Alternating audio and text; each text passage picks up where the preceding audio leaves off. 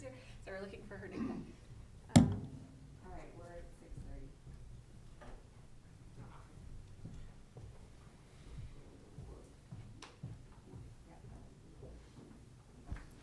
Good evening. The hour of 6:30 p.m. having arrived, I will call to order this regular meeting of the Joint Planning Board and Planning Licenses and Development Committee. Anyone wishing to view copies of the agenda and supporting materials will find it on the city website. If you are in our audience tonight, you may access the agenda from any mobile device. Copies of the printed agenda are available in the wall pockets just as you entered the meeting room. To receive electronic copies of future agenda packets, please go to the homepage and subscribe to the city meetings email list. The public and other board members will be recognized to ask questions and make comments on the agenda items under discussion. After being recognized, all remarks are to be made through the chair. Anyone who wishes to address the committee is asked to go to one of the microphones in the room and identify themselves by name and address prior to speaking. Will staff please conduct roll call? For the PLD committee, Kate Bosley, Here. Phil Jones, Present. Raleigh Omerad, Here. Robert Williams, Ed Haas. Here. And Madam Chair, we did hear from Counselor Williams that he would not be able to attend today. Yes, I had that information also. Great. And then for the planning board, Harold Farrington, Roberta Mastrogiovanni. Here. Mayor Jay Khan, Here. Ryan Clancy, Here. Kenneth Cost, Here. Armando Rangel, Here. and Mike Remy. And then for the alternate, Scale Summers, Randon Markelon. Here. And Tammy Adams. And then- So I would like to just ask staff, I'm not sure what the protocol is now that we have a quorum. We don't have the planning board chair here. Is everyone comfortable with me seating the alternate for the planning board? Yes, I think you can, because you're chairing the meeting, I believe that's fine, if Fine, you'd like to okay. invite her to participate. So we'll let the record show that we're going to seat the alternate and that you'll have voting privileges this evening if we make any votes, which I'm not sure we're going to get to that. Well, there'll be a couple, so please go ahead and vote with your committee. All right. So we're going to get started tonight on the first thing on our agenda is the approval of the meeting minutes from November 13th, 2023. I'd be looking for a motion. I would move to approve the meeting minutes of November 13, 2023. Do I have a second? Second. Motion by Counselor Jones, second by Counselor Ormerod. Does anyone have any discussion or questions on the minutes? Seeing none, I would look for a vote. All in favor? And that's unanimous. The third item on our agenda tonight is what we're all here for, the presentation on the Cottage Court Overlay Project. The city's consultant, Bill Eubanks of SGA NW, will provide an overview on the project, discuss outreach efforts, and present preliminary recommendations. More information is available at keennh.gov/Cottage Court. So I think we'll be looking to have Bill join us. We'll let you jump right in. I think you have a presentation for us this evening. Thank you, and good evening. Kate, if it's okay with you, if anyone wants to ask a question and you want to recognize them during the presentation, that's okay with me. Okay, great. Yep, we'll just ask you guys to raise your hand and we'll get to questions. Okay, great. So I'm just going to dive right into this. So first of all, Cottage Court Overlay. We're looking at that right now as a working title. If anybody can come up with anything better than that, we would certainly welcome the suggestion. What we've done is we've tried to come up with something to call it that was descriptive of what we're doing without seeming prescriptive. So that's where we've landed right now with the Cottage Court Overlay. So the purpose of this, I think, obviously, is to address some of the housing needs that you have in the community in an innovative way, and actually what I think is a very progressive way, but in areas where there is existing infrastructure. And this is also putting an emphasis on age-restricted or senior housing and workforce housing, which are both real big needs in this community, as in a lot of communities. So the how, We've decided the best way to do this is to do it as an overlay ordinance that would utilize a conditional use permit approval process. So that's kind of how someone will utilize the overlay. So going actually backwards a little bit, y'all recently did a housing assessment. And that laid out some kind of facts about your community very clearly that are very important for what we're doing. So we're seeing that households are increasing in number, but they're declining in size. The population has declined by 2%, but the number of households has increased by 3%. So we need more housing for actually fewer people, which is kind of ironic, but we need a certain kind of housing to address that trend at the same time. 40% of the population lives alone. I found that statistic to be very interesting. I live alone, but I thought that was a little bit more unusual. 40% seems like a lot. Also, you have a displaced workforce. Only about 5,200 of your 17,500 workers actually live in the city. The rest are having to commute, which is not very sustainable. So about 34%, or about a third of your households, are cost burdened. That includes both rental and ownership. So that means they're spending more than a third of their income on housing-related cost. So that needs to be addressed. But that jumps to 39% for seniors. So again, that shows that addressing the housing needs for seniors is really important. For rentals, 43% of seniors are cost burdened. So if we can address that, that would be great. Your housing assessment also showed that you need 1,400 new housing units within the next 10 years. So hopefully this can go a long way to addressing that need. So there are other opportunities that the city allows right now. One is y'all do allow accessory dwelling units. A lot of communities don't. I think it's awesome that y'all do. So there are things in place already for people that want to utilize just having an ADU on their lot. You also have the conservation residential subdivisions, which are primarily for larger parcels, 5 acres in low density areas and 10 acres in rural districts. So larger parcels than what we're typically going to be looking at for the cottage overlay. But still, it's a great innovative land use tool that you have at your disposal. So the city's also made some recent changes, and I know you guys are all aware of this, but just to kind of reiterate, you've made some other changes to your land use regulations, which I also think are very forward-thinking and progressive. You've changed the building height to 7 stories by right downtown. You've created some form-based districts. You're allowing multifamily in the commercial district above the ground floor. You've changed some of your parking requirements, which I think is incredibly important. You've increased the area where no parking is required. You allow an administrative reduction for parking up to 10% and further reductions through your BZA process. And you've increased the distance allowed for remote parking, which will also play into what we're going to be talking about tonight with the cottage court overlay.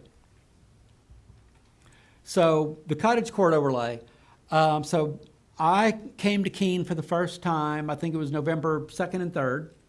And those couple of days, I had mostly just meetings with staff. We met for hours and hours and hours and just kind of hashed through the potential here, but also the potential roadblocks and the potential hand grenades. So the things that would, we wanted to find ways to make this work, but we also wanted to look at what the unintended consequences might be.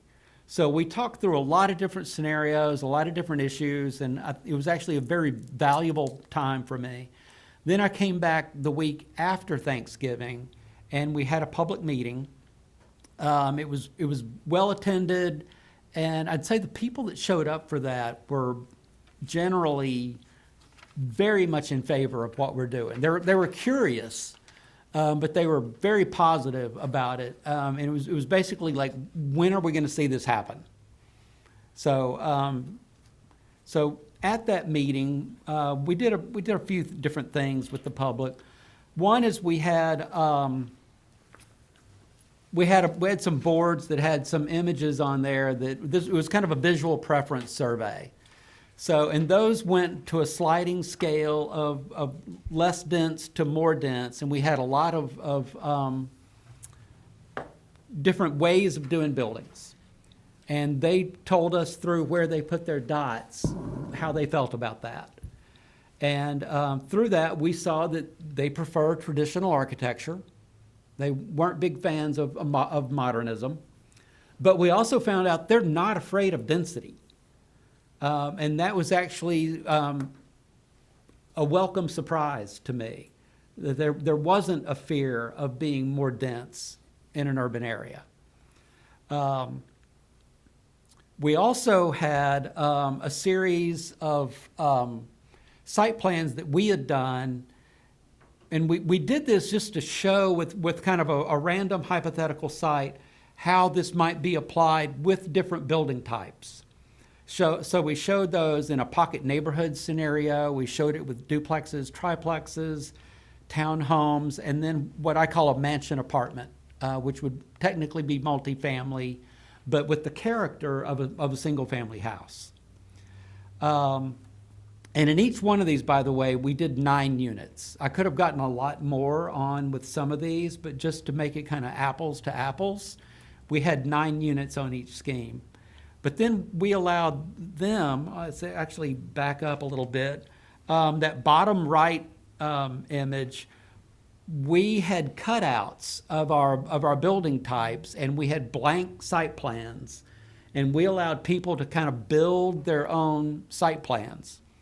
And I was really thrilled to see how detailed and intricate some of the people got with their designs. They also got way more units than I did, so that was fun to see as well.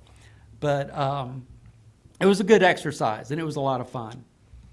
So now I'm going to launch into where we are right now with kind of the guiding principles for the overlay, which will then very soon after these meetings, I'll be actually writing the text of the ordinance and sharing that with staff and getting feedback.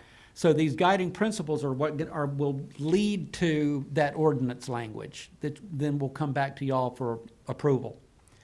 So all of these ideas, all of these standards are in flux. This is what we're considering at this point. We're here tonight to talk to you all about it, to get your input.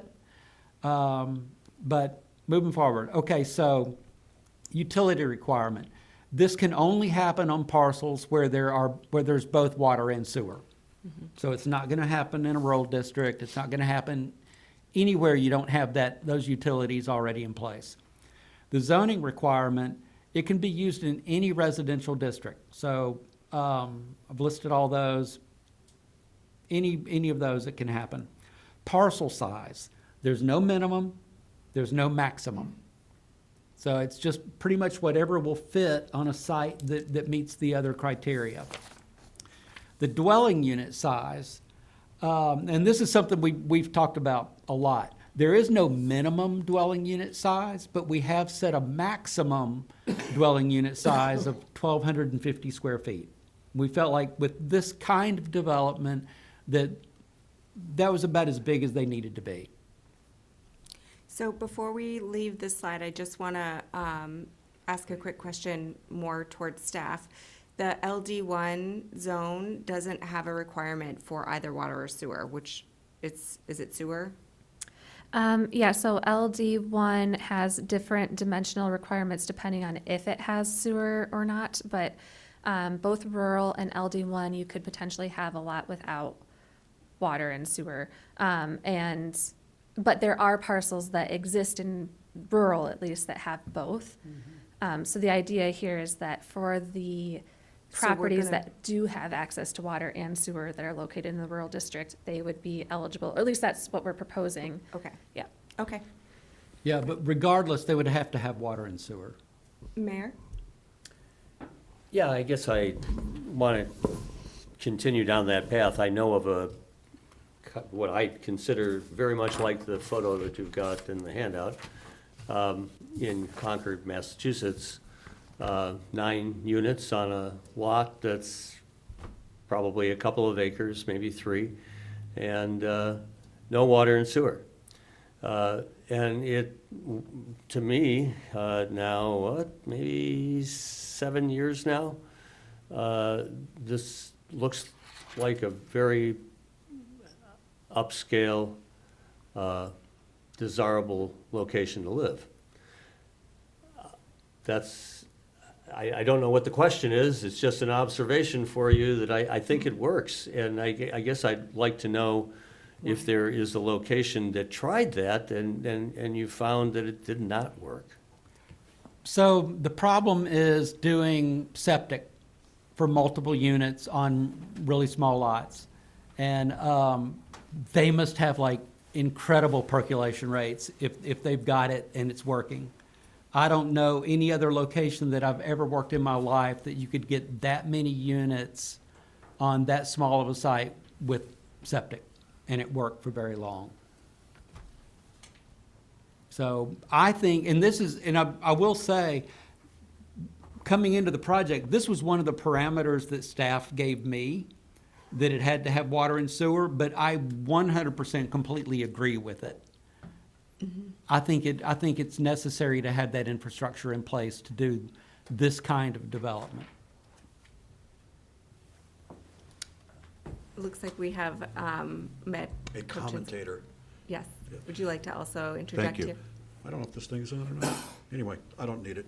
Mayor, the other limiting factor might be sprinkler systems in the building. So for example, if you get a 5-unit building, you'd have to sprinkle the building. You have to have enough water flow to actually feed that. That's a little hard to do on a well. Well, Right. It's not impossible, it's just hard. If they were detached, you wouldn't have that requirement. No. Correct. Okay. And in this location, excuse me. No, You continue. recognize, but in this location, they are independent buildings, independent properties. So they sold each of the properties in the cottage U, and they dug a big hole, is what it looked like initially. But they established a water shed to distribute the water back up the hill to the locations needing it, and then collected the septic down towards the bottom of the hill. I guess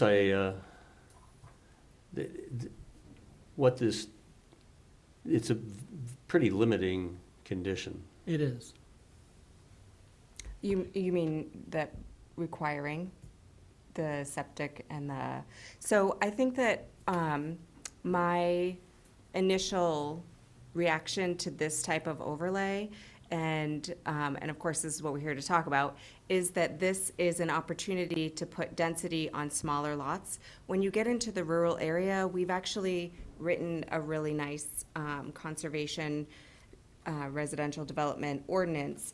And we've seen from our rural residents that they're not looking for super high dense development in the rural area. So I think if there was water and sewer available in rural, that they could apply for a zoning, potentially a zoning change for that lot. But that we're, in general, the resident conservation development is where we have to conserve a certain percentage of that land and leave it as green space has been the direction that the constituents have sort of leaned into, that they're comfortable with that. And they allowed us to lower the building lots in that zone from 5 acres to 2 acres because they knew that there were some protections there. I think if we came in with this, to me, feels like, and we haven't gotten to square footage and details yet, but where we could take like a 2-acre lot or an acre lot and get 6 units on it, and that could be in the medium density zone or somewhere. There are only gonna be a few of these, and the staff has called them infill lots, where everything is built up around them, and there are these remaining one-off lots, and how can we create density on those, which is very different, I think, than what the expectation of some of the development we could do in the rural zone is. So to me, it's really apples and oranges. And maybe if we could get something in place, and if we had something presented to us, there could be a way to waive that requirement if it worked on paper. But I know we've talked a lot about wells and septics here, going through a lot of our different code, and the topography and the wetlands and the watersheds and the way that the lots we have left available it creates a lot of difficulty in just putting those structures for smaller developments. Counselor Jones? Can I ask Med a question? Yes, With your Med, can you permission? join us back up here? Thanks, Med. Med, you made a good point about the sprinkler system, but could we put something in that says, like, an unmechanized pressure of whatever, 85 PSI or whatever PSI required is for a sprinkler system? By an unmechanized, I mean, it has to be a higher Well- pressure. It can't be pumped. Well, I know especially Counselor Haas could do the calculations on that for us, but, I've had the pleasure of doing the calculations in sprinkler systems as well. And really what the issue is, are you able to develop enough pressure to pressurize a sprinkler system, even if it's a residential sprinkler system? And, as I said, it's a challenge. It's not impossible to do, and it's not impossible to do off a well. It's just challenging and sometimes costly.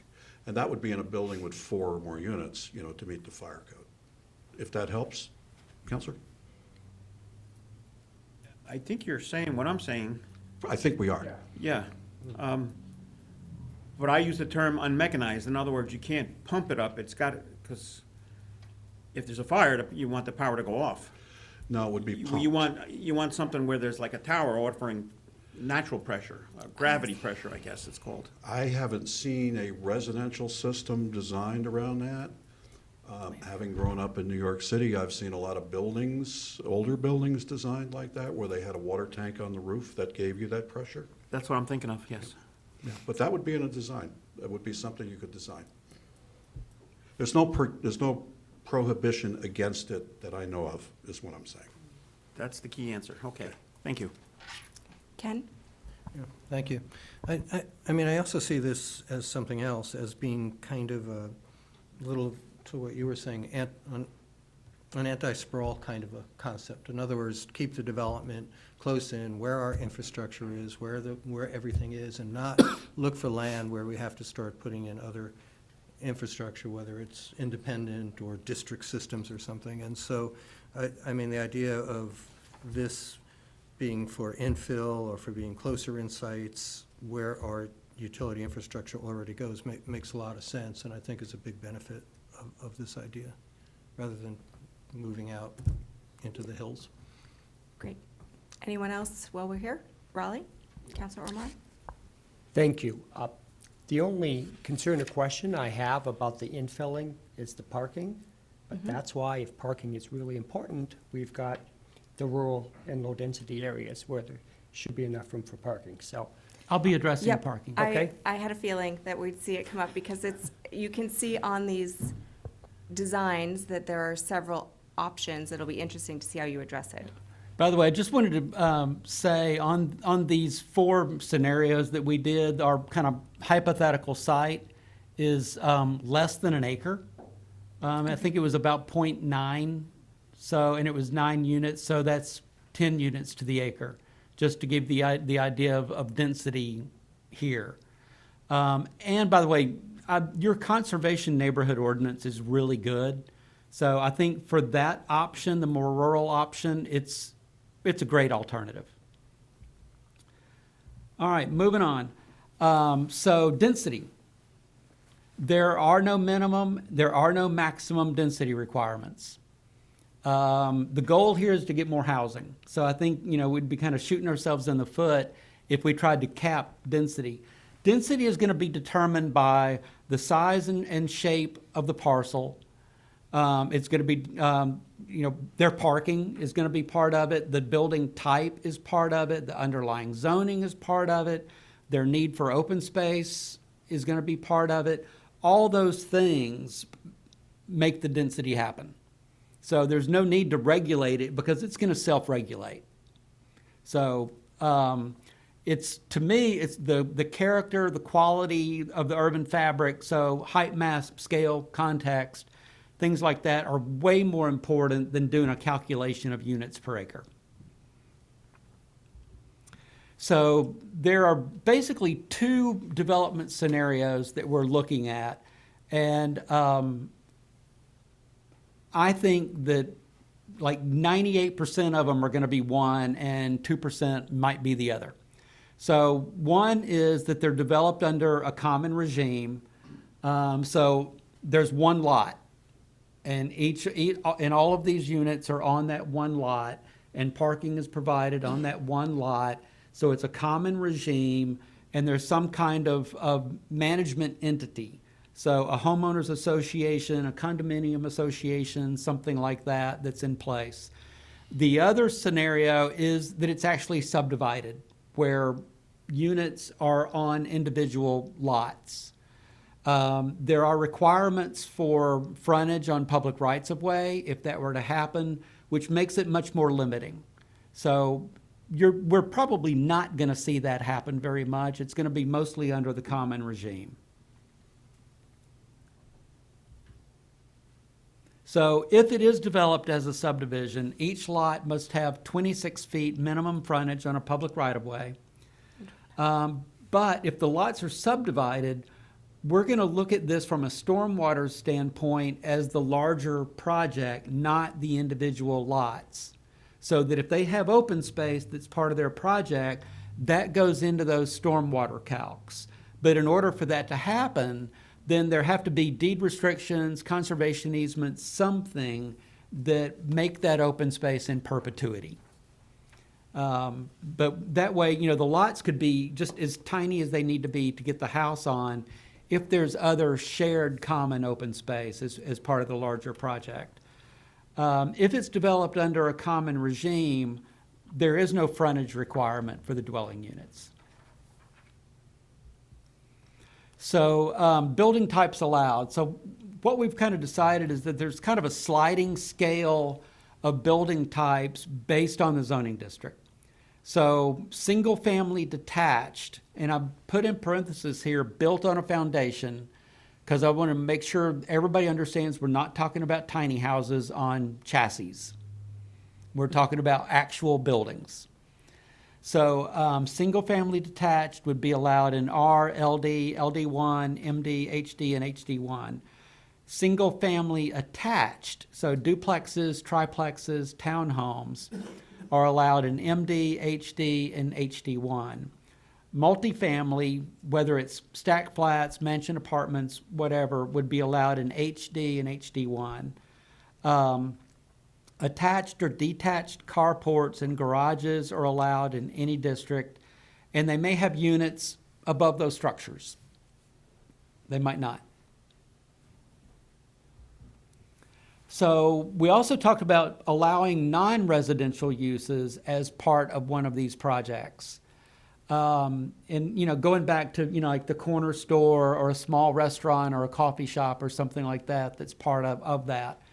So for a non-residential use to happen on one of these projects, number one, it must be on a corner. It's a maximum of 1,000 square feet. The uses are limited to food and beverage type uses and kind of sundry retail, so like a small neighborhood grocery store. And there must be residential units above the non-residential use. So if they can check all those boxes, then you've got a great little corner store or a coffee shop. So parking. And we have spent a lot of time talking about parking. We really have. And so what we've come up with now, I think, is actually incredibly simple I think it's actually, I would use the word elegant. It's so simple. So our parking requirements are, it's a minimum of 1 space per unit, a maximum of 1 space per bedroom. And it's up to the developer to decide where in there they fall. But then also, if you're providing senior or age-restricted senior, whatever you want to call it, 55 and over, or workforce, the minimum parking requirement drops to 0.75 spaces per unit. They can still go over that if they want. They can go up to the max if they want. So a lot of that's going to be the developer deciding on understanding his location and understanding who he's building for, what his clientele is. So I've given an example here. So let's say you've got a 12-unit project and it's a 50-50 split of 1-bedroom and 2-bedroom units. So the minimum would be 12 spaces. The maximum would be 18 spaces. But if they were senior or workforce, the minimum would be 9 spaces. The maximum is still 18. So something else we've talked about is allowing that the parking could be on-site or it could be off-site. And this is something Mary and I actually just talking about this before this meeting. I was proposing that the off-site parking spaces had to be within 500 feet of the project site. But I know in your commercial areas, you allow parking to be 1,000 feet away. So I was thinking about this because 500 feet is a 2-minute walk. That's not that big of a deal. 1,000 feet is a 4-minute walk. This time of year, this time of weather, carrying your groceries or a bag of dog food or a 4-year-old, that's a hike. So what I'm gonna be proposing, it's not in your PowerPoint, is that off-site parking can be within 500 feet of the units, or parking above the minimum requirement can be up to 1,000 feet from the units. That way you know that the minimum parking requirement is being provided either on-site or within 500 feet of the unit. So I have something to add to this as well. Did you consider if parking is off-site requiring some sort of loading spaces in the? We've talked about that, and I've got a project, it's in Greenville, South Carolina. It's affordable housing. And we had to have a remote parking lot. And we took 2 spaces and we put a sign there that said 20-minute parking from 7 a.m. to 7 p.m. So that way, if somebody, if they've gone and they bought groceries and they need to get them into their unit, then they could do that. But then someone could park in those spaces overnight. So they're being used at night, 7 p.m. to 7 a.m. They're being used. Yeah. So we could include something like that. I think that it's, I see, I work downtown and there's a lot of residential downtown and that do not have any parking requirements. We have city lots and people get permitted spaces. And you see this as a struggle for people for those things like getting laundry in and out, getting groceries in and out, moving. There's certain, like you said, if you've got a car full of kids and one parent wants to unload and then somebody goes and parks the car. There's a lot of reasons I think it would be diligent to include something like that. Yes, Ken. Thank you. I'm also thinking about, some of the other images showed these nice houses with porches and streets, and there were no cars on the streets. And I'm just wondering if you've thought about on-street parking as part of if it's in that infill and it's sort of in a neighborhood or on a street, why couldn't we use the street to be some of the parking instead of everything being tucked away in driveways and garages and make it more integrated into the development? So we have talked about that. We've actually talked about that at length.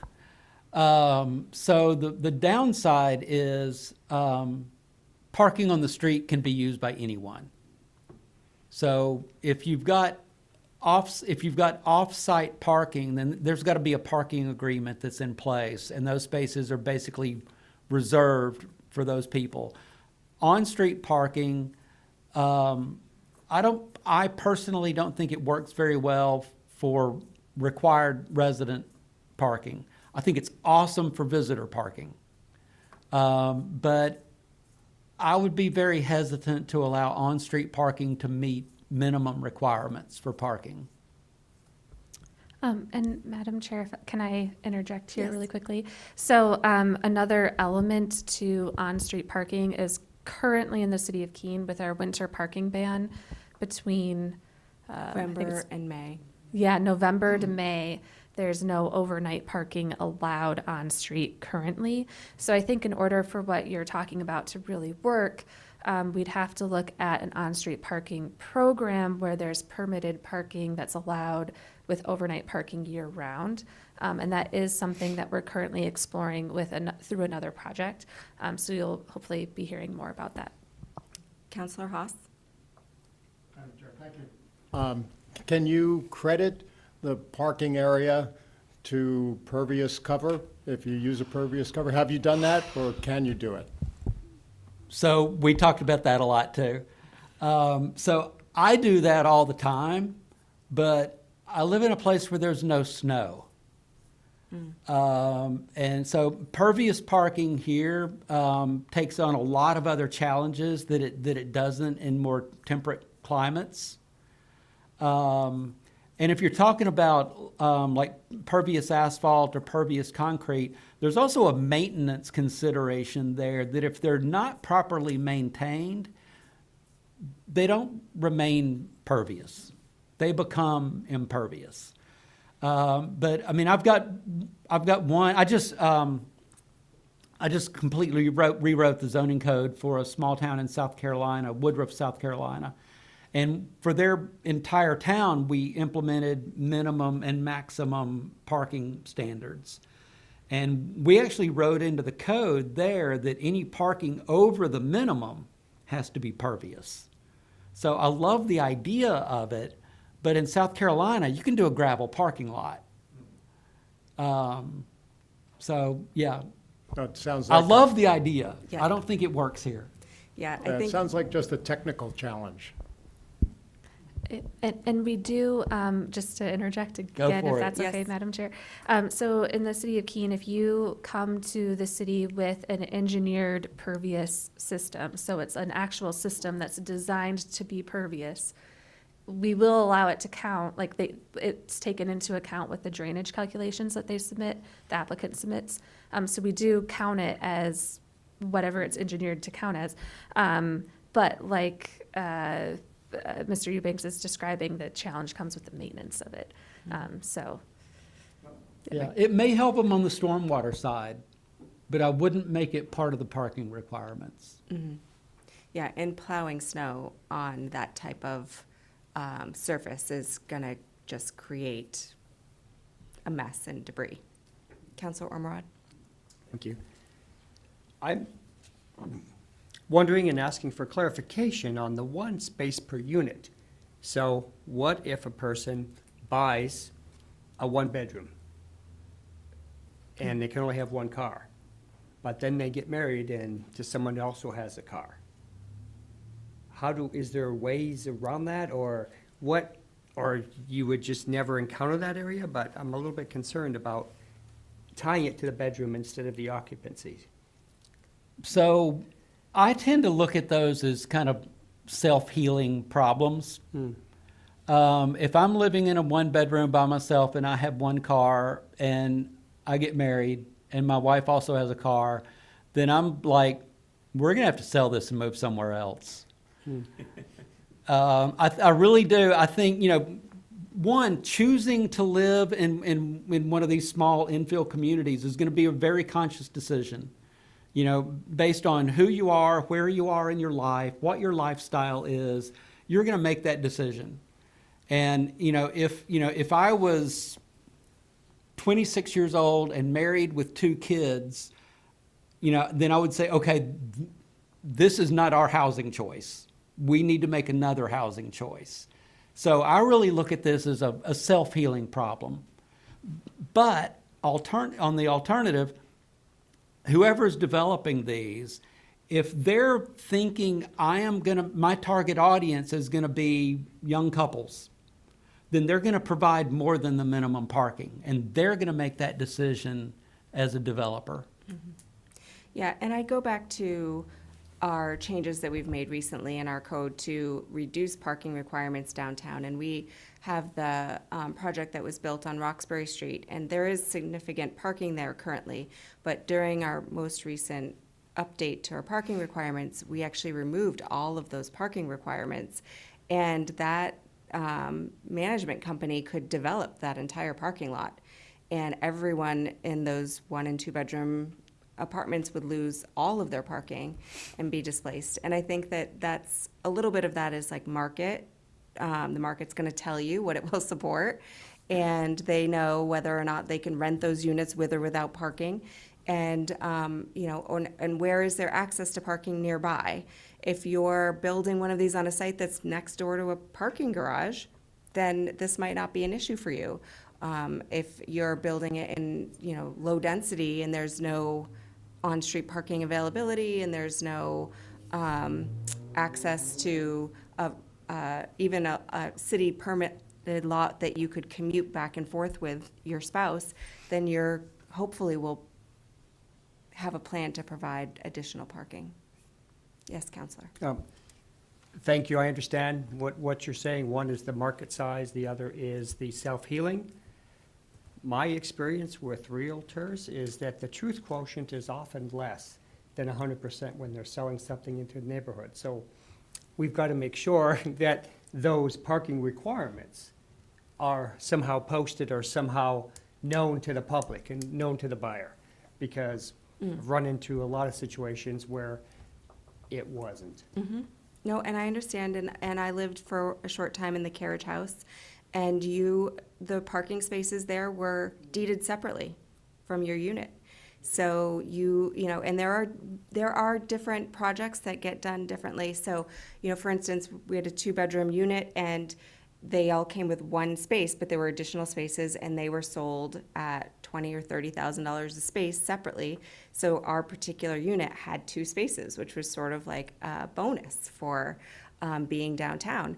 And there will be creative, I think, solutions to how the parking works. Thank you. Anyone else on parking? Now, we're going to move ahead to building height. So we're really just looking at making a small tweak to the building height. So right now, you allow 2 stories in the residential districts, R, LD, LD1, MD. You allow 2 stories and a 35-foot max. And we're saying, let's just change that to be a 2.5 story with a 35-foot max.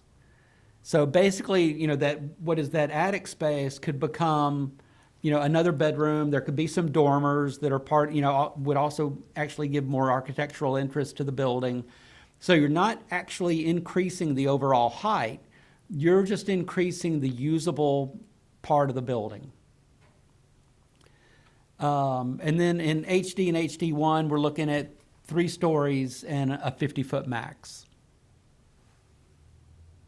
Any questions about height before I move on?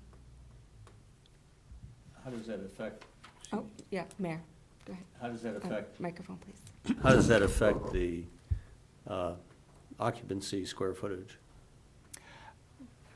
That would depend on the size of the building. So let's say that it's a 400 square foot footprint, 2 stories, that would give you 800 square feet.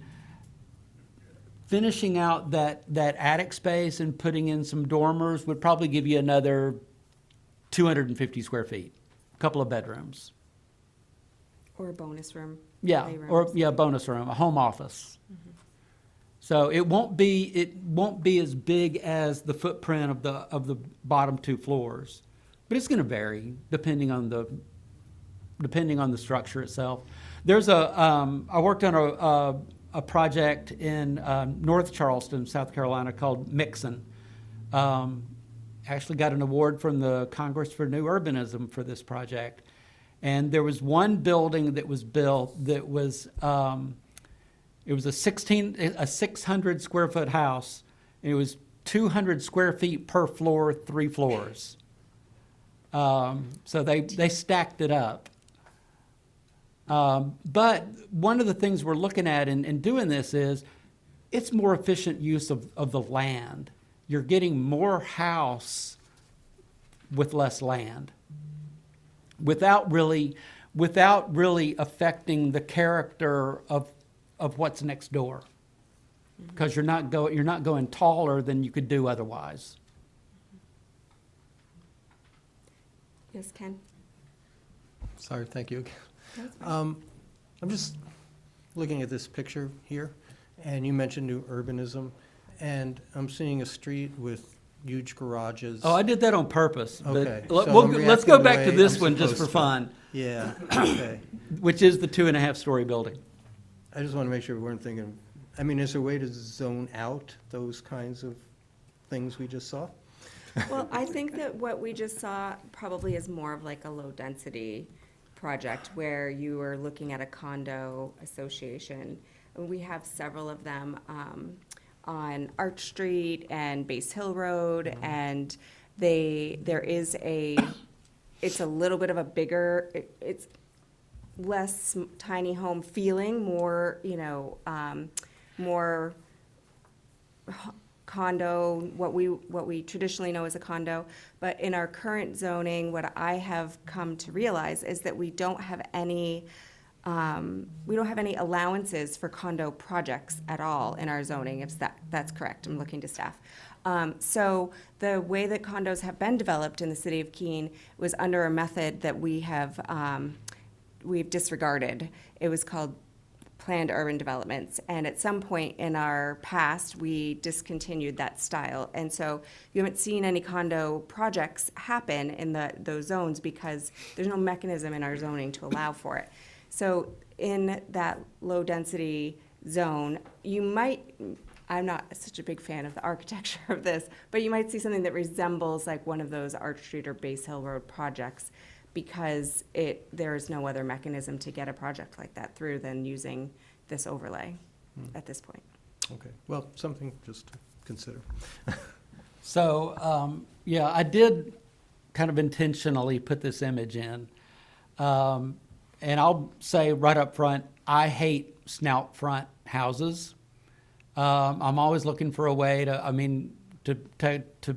hide the parking, tuck it in, whatever. But with building types like this, if they do opt for parking under the building, this is probably inevitable. You guys treat alleys differently than I'm used to dealing with alleys. So, doing it rear loaded may not work. But I also I'd like to see some design guidelines as part of this at the same time. But I put this in here mainly to talk about that if parking is under a structure, if like this, if parking is underneath the building, basically, and it's not in a flood zone, it counts as a floor. But so this would be considered a 2-story structure. But if you're in a flood zone, the height is going to be measured from the finished floor elevation or the base flood elevation plus 1 foot, whichever is less. You could potentially park under the building and that not count as a floor, depending on what flood zone you might be in and where you're actually building. I've seen that happen. And the real differentiator there is that if I'm in the flood zone and I'm parking under my building, nothing ever can really happen down there. But if I'm not in a flood zone and I'm parking under the building, I could close that in and put a pool table there. I could put a sofa and a big screen TV there. It could become habitable space. So that's the differentiator between the two different approaches.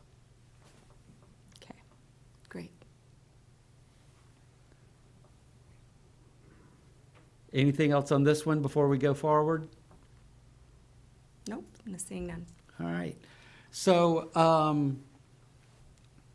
drainage and stormwater. The most important thing here is that we're going to say that the stormwater impacts and the strategies to address it are applied to the larger project, not individual lots, individual units. It's looking at the whole project, which is also encouraging them to save open space. I hope that a lot of the projects that actually come to y'all are what I consider a pocket neighborhood approach, where the homes share common open space. I'd love to see that happen. And I'd love for stormwater to be integral to that. And actually, you know, kind of demonstrate how stormwater is handled in a very visible, conscious way. Screening. We're talking about having a minimum 5-foot landscape buffer if the density is more intense than the adjacent density, but you could also do a 6-foot semi-opaque or opaque fence in lieu of the buffer, so one or the other. I'm a landscape architect, and I got to tell you, I'm not a huge fan of landscape buffers. I think a lot of times they're just a waste of space, and I think they can actually, in some cases, perpetuate sprawl. So in a situation like this, where you're trying to honestly get as many units as you can on a small piece of land, if you want to do the fence to screen between your neighbors instead of the landscape buffer, I'm totally down with that. I'd actually prefer that. Not that I wouldn't want to see landscaping, but landscape buffers can be, I don't know, overly restrictive in my point of view. But an example would be here, if you're doing duplexes next to single-family detached, is when this would kick in, if it's a more intense land use than the surrounding uses. Architectural guidelines. I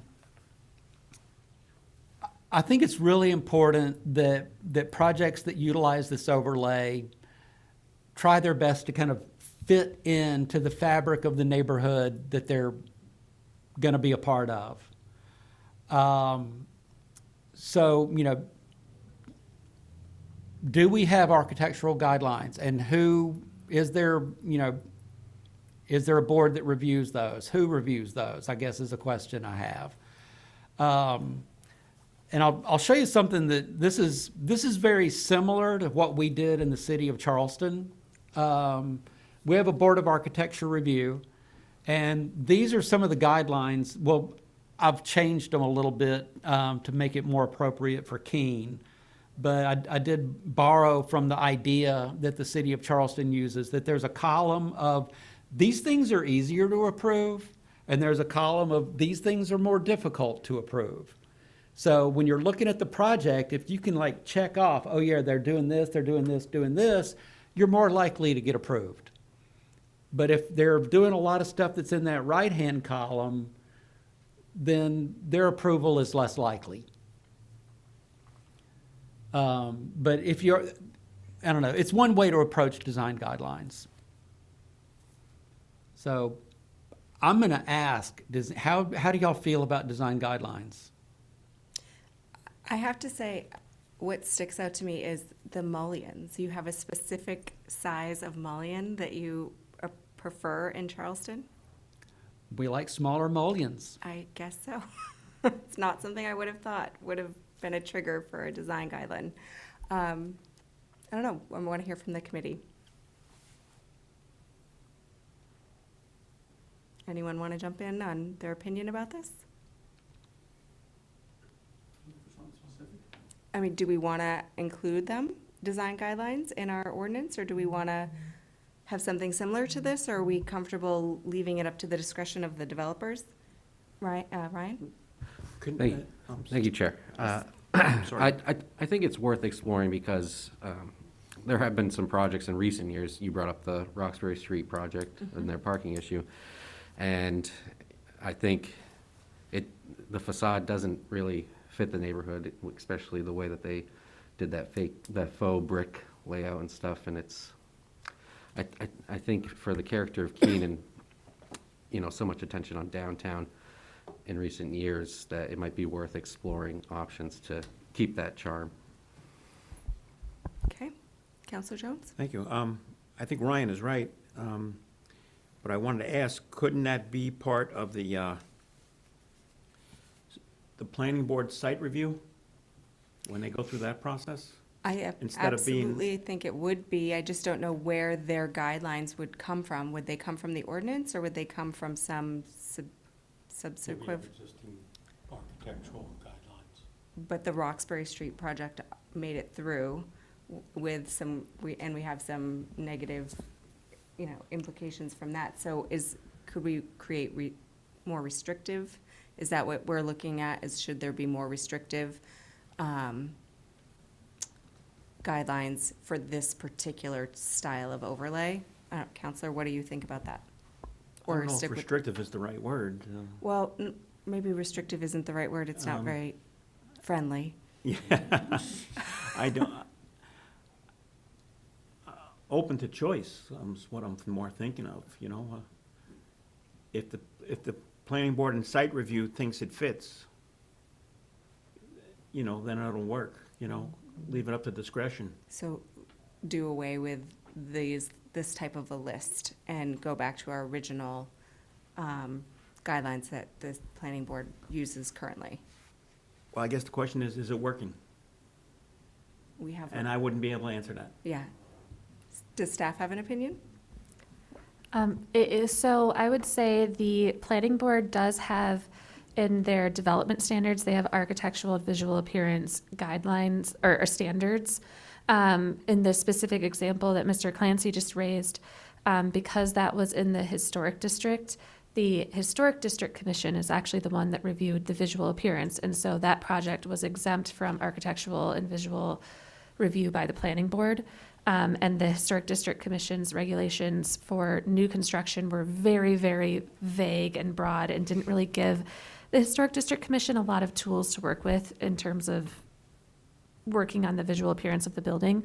So that's something that has changed. Okay. So today, a brand-new building like that would have to follow our form-based code and also go through the planning board site plan review, and they would be subject to the architectural and visual appearance. I will say that architectural and visual appearance is something that I think staff and the board have struggled with in the past, just because it's hard to come up with standards that will fit every situation. And so when we've tried to make the architectural and visual appearance standards more specific, then people start worrying like, oh, we're boxing people in and dictating their architectural style. But then when we leave it too broad, then the planning board feels like they don't have anything to fall back on, because they can't just impose their opinion on a developer. It has to come back to what is in the standards. So I think striking that balance is always tricky.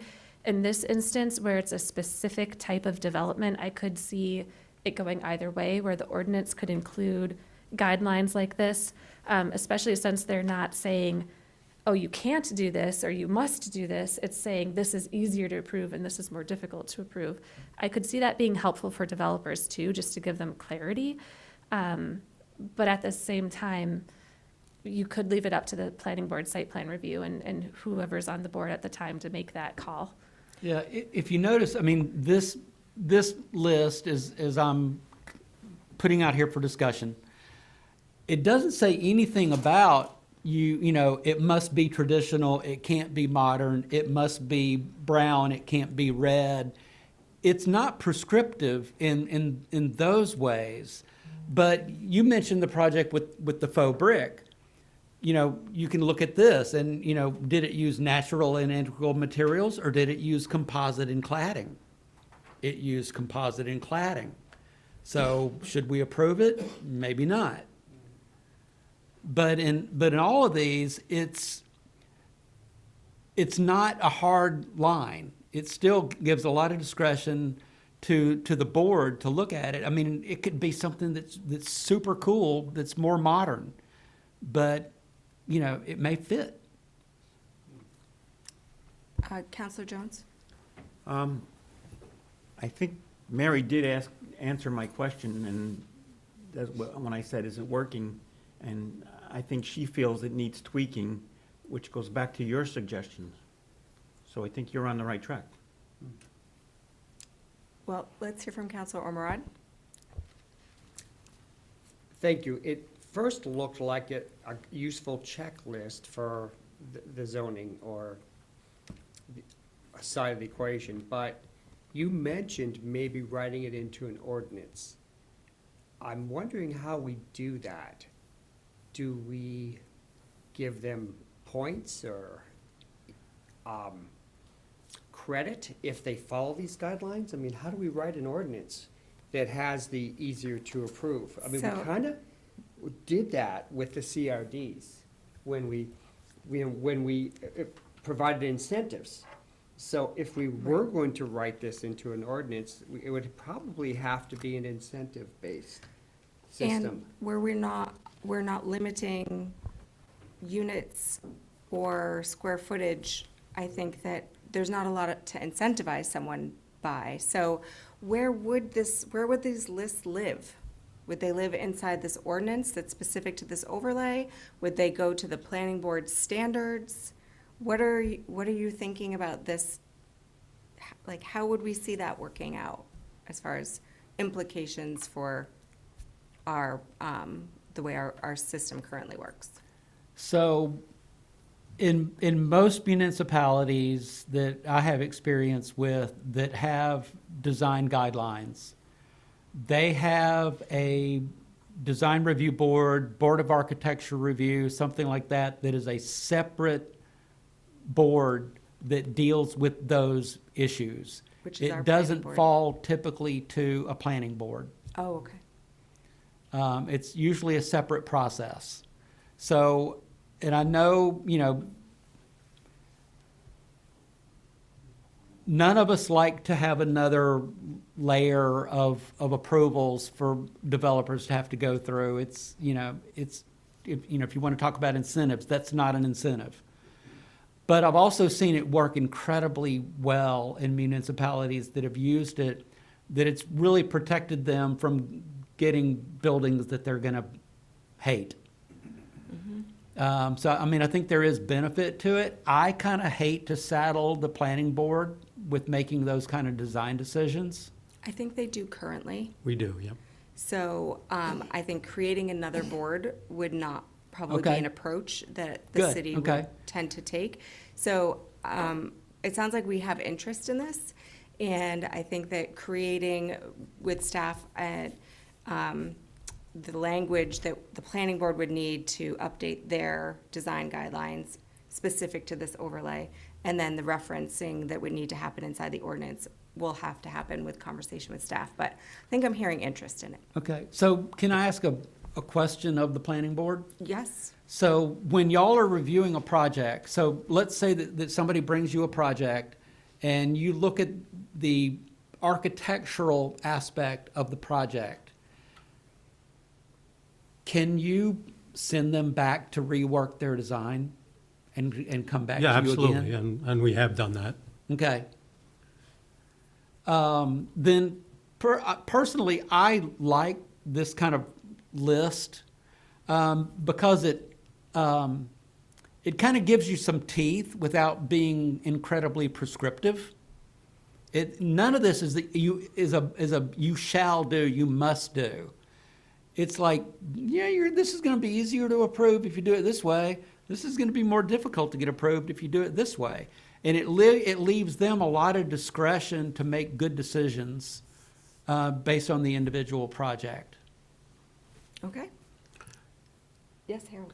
Thank you. I actually have a question for staff, just expectations.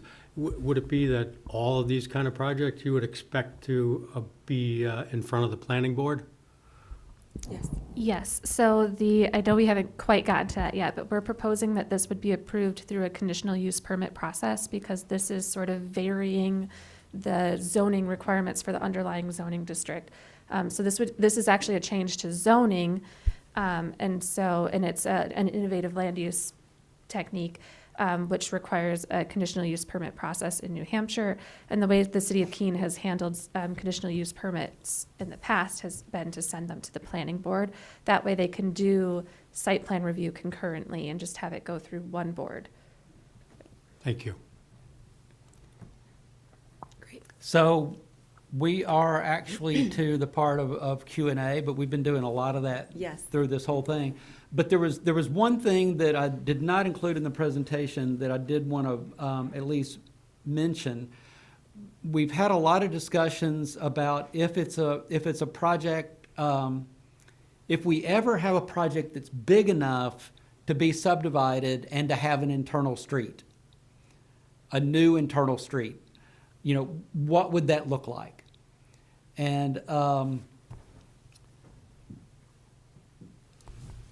I think where we've all ended up is we would rather see some smaller, skinnier streets as part of a project like this, but that's not part of your standards. So it's going to be on that developer, on that applicant to also come for, it's not a variance. They'd have to request waivers Waiver, from our that's street the- standards, yeah. So they would have to go through a waiver process, but I think that's something that I would actually love to see that happen. And I think the conversations that we've had so far, I think that's definitely possible for those things to happen. But if there is a street that's internal to any of these, I would probably like to see those as skinnier streets. So is there a way when you're writing the meat of this ordinance to infer that that would be the expectation? I can only think of a couple of lots that are large enough. I know. And urban enough that I could see that happen, and I hate to say it out loud, but like the Kingsbury lot, possibly. Staff is getting a kick out of that. We would all love to see something magical happen there. But that's a lot that could potentially maintain its own internal infrastructure. So, on one hand, it's really kind of weird in an ordinance to encourage someone to go for a waiver. Right. But I think we could make a simple statement that that they could vary from street standards if waivers were granted. Okay. But yeah, I think it gets a little bit weird to actually like encourage them to go for a waiver. Okay. Med, do you have more to add? You know, unfortunately, you invited me to the meeting, so I've got to earn my keep a little bit. That particular property, which is unnamed, actually does have a city street that runs almost to the middle of it Already? already. Okay. So that one has an awful lot of possibilities, and we've discussed that off and on through the years. Having managed a permitting system and a zoning system that has an architectural review board, I'm glad you're not going that way. It's absolutely no fun. It's very difficult for the applicant to make their way through it. On the subject of some of the standards that may or may not go in, maybe staff could work with the consultant, talk a little bit about some of the form-based elements, because we've talked anyway about expanding the form-based concept beyond the, what we used to call the central business district. And I think that might fit quite well in this discussion, where we're talking about what the buildings look like, and how they should, the context of them should be similar to the context of the buildings around them. I think that fits perfectly in that conversation. There are, by the way, 2 projects in town that have pervious paving that work quite well. One is the parking lot at the co-op. The other is the parking lot out by CVS Pharmacy. Okay. That parking lot is also pervious paving. And That's the good water to know. goes through and goes into tanks and then out from there. Well, good. Thank That's you what for giving happens us when you're those around examples. too often, too long, right? You have the memory. Well, we love to see things like that are environmentally friendly and that actually are successful, so. So one other thing, and I'm glad he just reminded me of this. We didn't really address setbacks. So one of the things that we've discussed is that internally, there would be no required setbacks, that you basically just have to meet fire codes. And that's what sets your separation between buildings. But we have discussed, which goes back to kind of more of a form-based approach, of any buildings that may front an existing street, like having to match the setback of the adjacent structures, Okay. just to keep that fabric intact along the street. The continuity there. Okay. Sounds good. Ken, did you have something else to add? Yes, thank you again. You mentioned that other site that you just mentioned. And so if I envision a site like that, and I look at this, that site to me has, I'm wondering if this is down using the site. I mean, underusing a site like that. You don't know the site maybe, but it's a large and kind of industrial site that has potential for lots of development, real buildings. And so by having this kind of a development, if someone came along and said, I want to build, 30 cottages there, when you could probably get, hundreds of apartments, is there a way to deal with that? So we don't lose potential by having something like this Well- in a place where it could be much more intense. So the image that you're looking at here is a pocket neighborhood kind of approach. And actually, these buildings those structures are probably in excess of the 12,050 square feet that we've set as a max. So remember, we're not setting any density caps. We don't have a maximum density. And what I would say to Ken also is, unfortunately, we can write all of the most beautiful ordinances and codes that we want, but every developer and every private landowner has the opportunity to do whatever they want on it. Someone could buy that lot and tear that down and put one house in the center, and the city does not have any, we don't have a horse in that race. We can create opportunities for people who want to make an investment and for it to be financially viable for them. I have heard lots of variations of really cool things, like you could turn that whole lot into a neighborhood.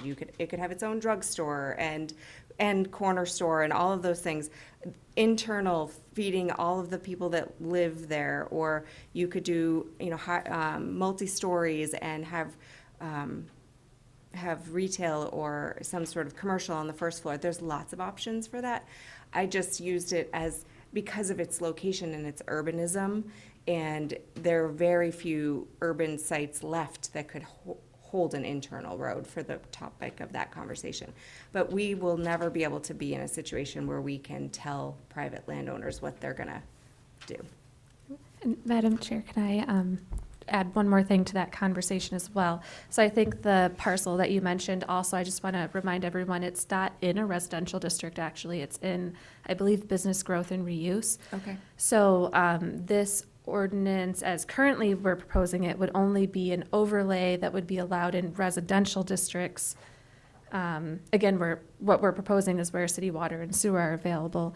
So I think for that particular lot, you'd probably be looking at more of a higher density, larger building style of development under our current zoning, just based on what we currently have for requirements in that district. But that is Maybe something to wasn't a great consider if we example want to then. allow this to happen in areas outside of residential districts. That would be Stimulating another conversation. Yes, okay. Yeah. And Harold? Yeah, just kind of a larger picture, in your experience with this type of thing.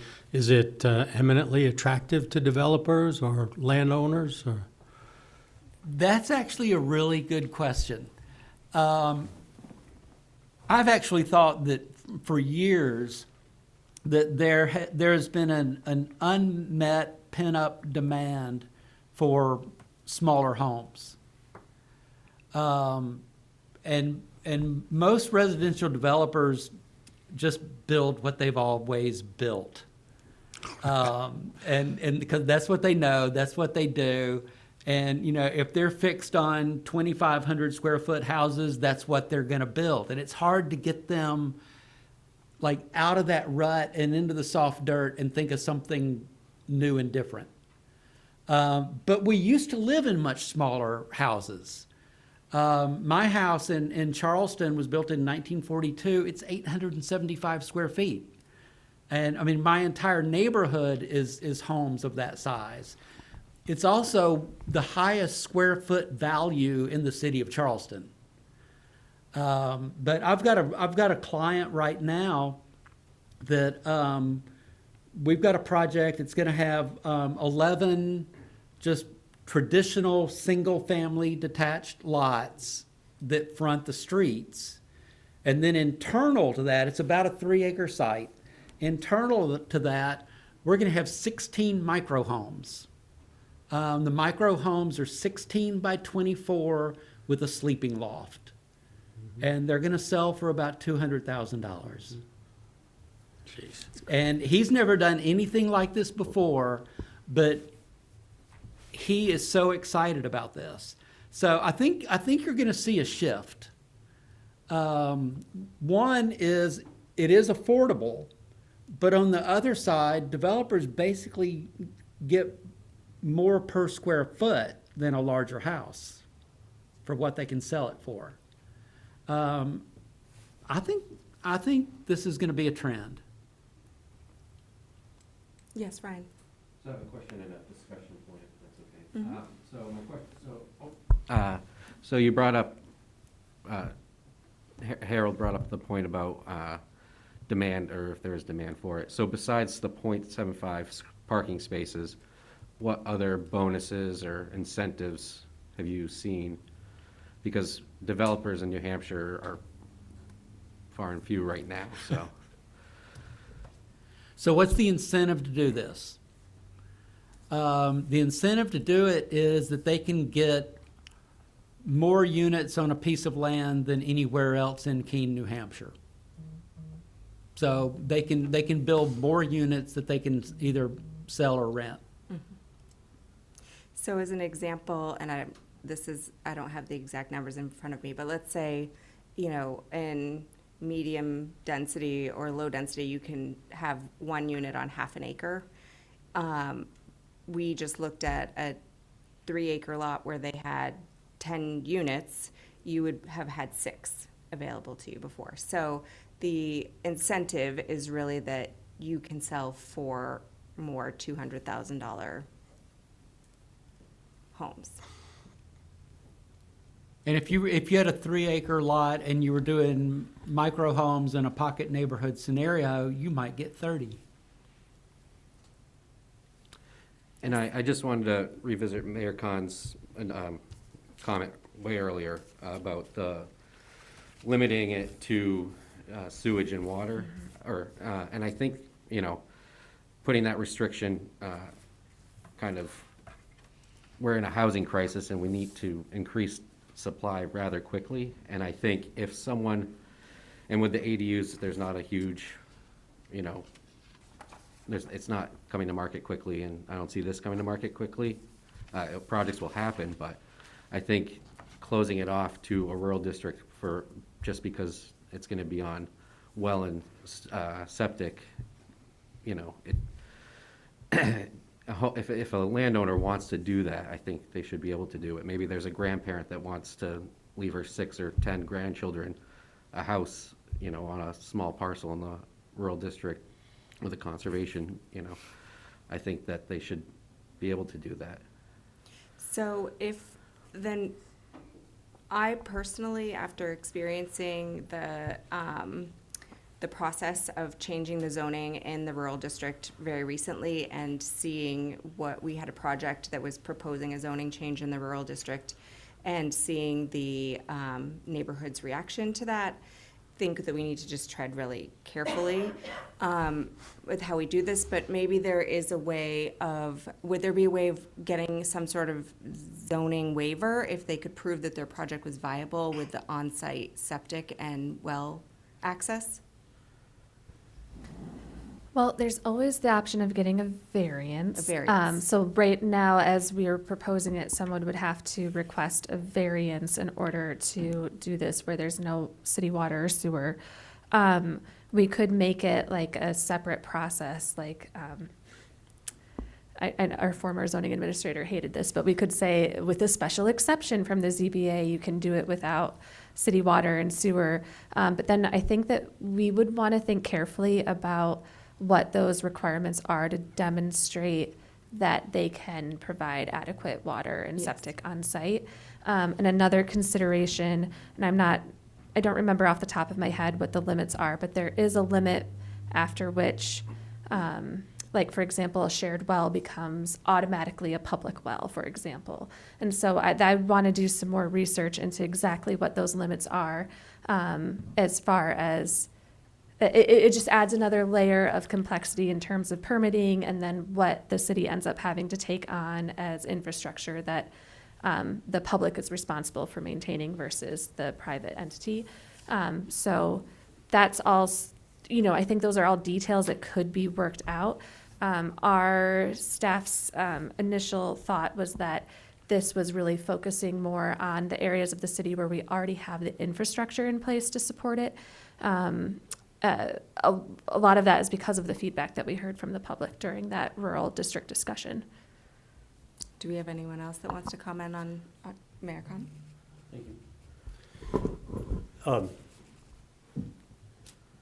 I guess part of where my questions are, I want to come back to this question about water and sewer, but I also need to understand the timing on this. This is a in-progress report before us tonight. So this is a project that was in response to the housing analysis, and I think accompanying some funds that were made available to us through InvestNH.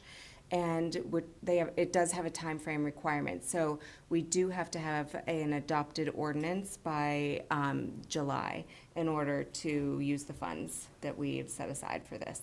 So I think that the plan right now is to have Mr. Eubanks back and hopefully have a written ordinance that we'll have in for a first reading at council. It would probably go before joint committee sometime maybe April timeframe. Is that what we're thinking?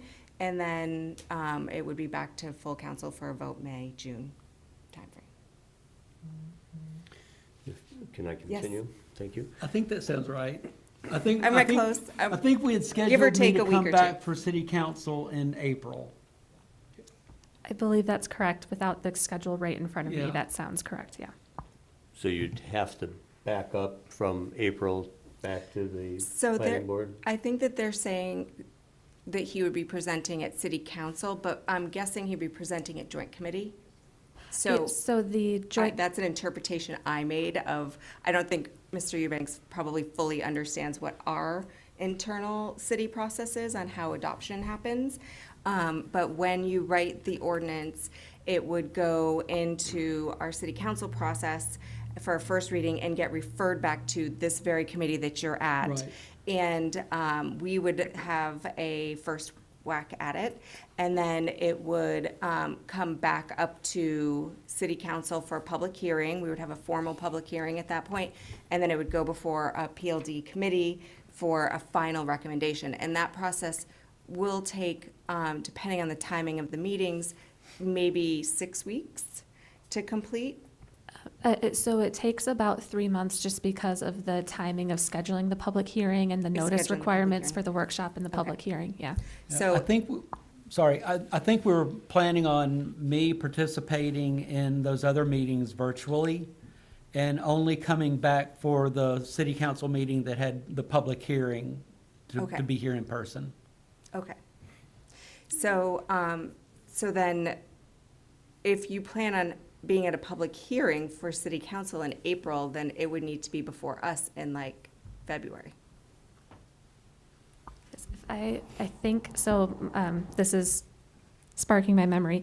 I think that we were looking at potentially submitting something in February, having the workshop in March, public hearing in April. Yeah. Does that help answer your questions, Mayor? It does. Two more Yeah. tangents, if I might. So, are there other cities that are considering this type of small home overlay ordinance design criteria There are. in New Hampshire? In New Hampshire, I don't know of any in New Hampshire.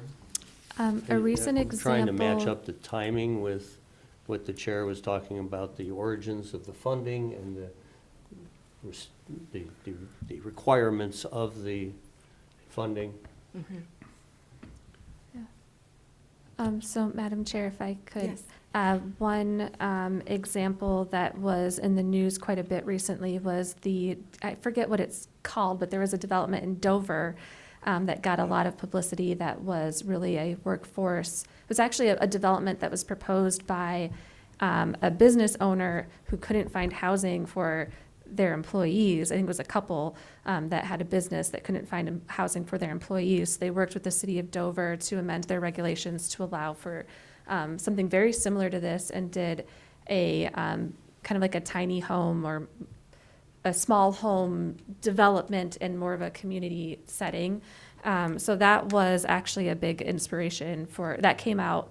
The news coverage for that came out right around the time that we were brainstorming ideas of what we could use this grant money for. And so that was one of the inspirations. Yeah. Yes, Mayor. It's coincidence that you mentioned that, because that's what I just looked up, because I visited it. And it is with its own septic and That water is- supply. That is the one that you visited. Good to know. So I think we need to consider that, and what sort of implications and how we would maybe, if we're not initially looking at this for the rural zone, but if there is a way, instead of a full variance, to do a special exception, and set criteria for that, maybe that's the path to go. And if it fits exactly the layout that you described, a 16 by 24 with a loft. And that is what they built. And they built them in like 10-unit pods. And there were 3 or 4 pods of 10 units, and one shared, maybe there were 2. But the shared septic, I mean, it was a big hole. But they did it on the site and along a street, and enough. It's worth it. It's worth a visit. I was gonna say, maybe we should all They've done look it an up. excellent job, and I'd be glad to pass on the reference. Yeah, for sure. The designer's reference to you. If I might, one more. It's, as you were describing the shared street, and the narrow, skinny street, is it maybe more accurate to call it a shared driveway? So when these projects are developed under a common regime, it will be a driveway. That will be a shared driveway. If they are developed as a subdivision, and then the units have to front public right-of-way if it's done as a subdivision. So they have to front an actual street. So then the question becomes, what is the character of that street? Does it have to be a 50-foot right-of-way? Does it have to have sidewalks on both sides? And I'm a big believer in sidewalks, but if it's a really small street, not a through street maybe even, and it's only serving a certain number of units, then a sidewalk on one side may be fine. Walking in the street may be fine. So I think it's just looking at different street sections, and I've shared some street sections with staff that we've done in the past that are smaller than a 50-foot right-of-way that work. I did a project in the city of Charleston under they called it the cluster overlay there. They changed that for obvious reasons. But I did a project there. Every single house is served by a 30-foot two-way alley with parallel parking. I know you guys don't do alleys the way we do alleys, but the back of the house was on the alley. The front of the house fronted open space. And Which is nice. and here, a 30-foot alley would be a two-lane street. I do think it's interesting, though. We have lots of these really, I don't know, we have lots of these requirements for street layout. And in my last experience approving a project for a developer who was looking for some waivers, staff came to us and said, please waive these sidewalk requirements because this development is out in the middle of nowhere and it doesn't connect to anything else, and we will have to plow and maintain these sidewalks, which are not, in adjacent to anything that we're plowing and maintaining currently. So, definitely, this is one we're asking for you to consider waiving. So I think that, we need to think about how we word some of these street requirements anyway. We've looked at other projects, and the street is what makes these projects not work. I think the only way that these projects work is with this overlay, and not requiring the street unless you have such a large lot because of our street requirements. And there are many different things that we require in the city of Keene: underground, electrical, and utilities, the type of turn that would allow a fire truck to move through, the street trees, and there are other requirements that happen in street layouts. And so they just start to build up restrictions for a developer to be able to accomplish something like this. So I'm curious to see if it will become even an option for people, if they're gonna go with what was the word that you used, where they're all together? Common regime. Common regime. Yeah, I really think that, my gut tells me that 98% of the projects that use this overlay are gonna be under a common regime instead of fee simple lots. I think that's just the way it's gonna go. But we have to think about the other. Right. We have to figure that out. Yeah, because there will be those exceptions where it makes sense. Understood. All right. Anyone else have any more questions? We're all set? Counselor Jones? Can I just ask your opinion on something? When we a couple years ago, we did a rezoning, we eliminated private streets. Would private streets help for this type of development if we brought that back? Counselor, can you turn on your microphone, please? I'm sorry. Oh, I heard him. No. Yeah, but I don't know if the minute taker didn't. We're broadcasting, so the public did not. Let me just ask my question again. Would private streets help with this type of development if we allowed private streets? Maybe. So most of the jurisdictions that I've worked in that allow private streets still require the private street to be built to a standard. So if it's going to have to be built to the existing city standards, it probably doesn't matter.